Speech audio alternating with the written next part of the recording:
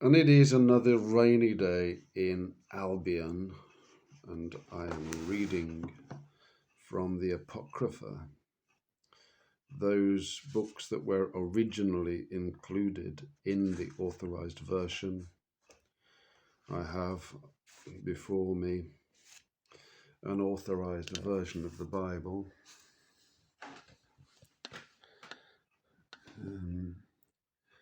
This being the book of Esdras.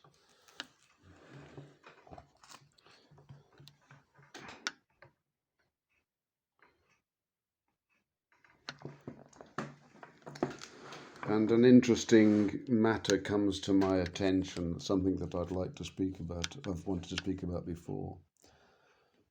And it is the matter of women. And in the Apocrypha, the book of Esdras, first book of Esdras, let me try to find the chapter number. Chapter 4, verse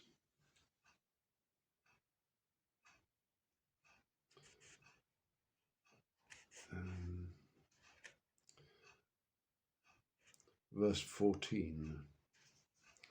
The wise men are speaking to King Darius. They've made their writings. And this is the third to speak, and the one who will win the prize, to be made the cousin of the king, and to be clothed in gold, and to be elevated in the kingdom. And he says, O ye men, it is not the great king, nor the multitude of men, which is one of the other proposals. Neither is it wine, this is the third proposal, that excelleth. Who is it then that ruleth them, or that hath lordship over them? Are they not women? And he then goes on to make various arguments to this effect, and the arguments are good arguments. And I'm sure my brothers can attest to this, or maybe some, or a beautiful woman with grace and charm can reduce a strong man to a babbling fool. Indeed, if he's not very careful, if he's not careful. Women, men, in my life, and I've seen it in my brothers also, we really like women. We have a kind of an adoration of them almost. We love them, we fall in love. And I think more than the women. The women, they're I'm sure women fall in love, but I think very often they are tempered by temporal considerations in forming a relationship, and that would be a logical thing also, of course, to do. And perhaps we men should focus a little bit more on our spiritual world before forming a union with a woman who might not be pleasing in the sight of God. But there is a saying in Italy that says, "Un pelo di figa tira più di un carro e bue." I don't really want to explain what that means just right now, but I'm sure that some of my Italian listeners will be aware. It's rather vulgar. And it's the powers of attraction that a woman has over a strong man, and they are formidable. They are formidable. And if the woman is beautiful, with long hair, with blue eyes perhaps, and a comely figure, it will take a strong man but to resist it. But so this is biblical as well, of course, because the fall started from Eve. Okay, So women were at the heart of it. And we've seen the biblical stories of the power that some of these women had over their husbands, of course, Solomon comes to mind, but he's not alone.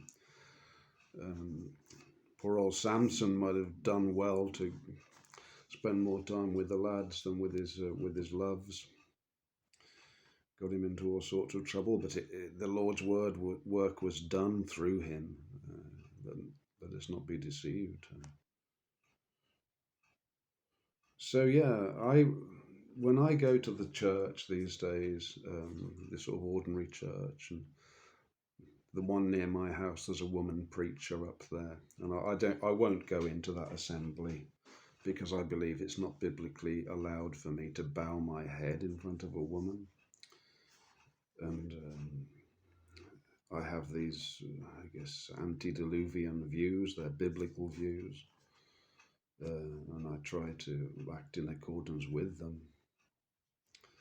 I said to one young lady who asked of my opinion of women, and I said that I followed biblical principles, and she says to me, "Heaven help us." And that's not a good place to look for help in such matters, of course. But yeah, I think women have been the driving force of the corruption of the church, actually.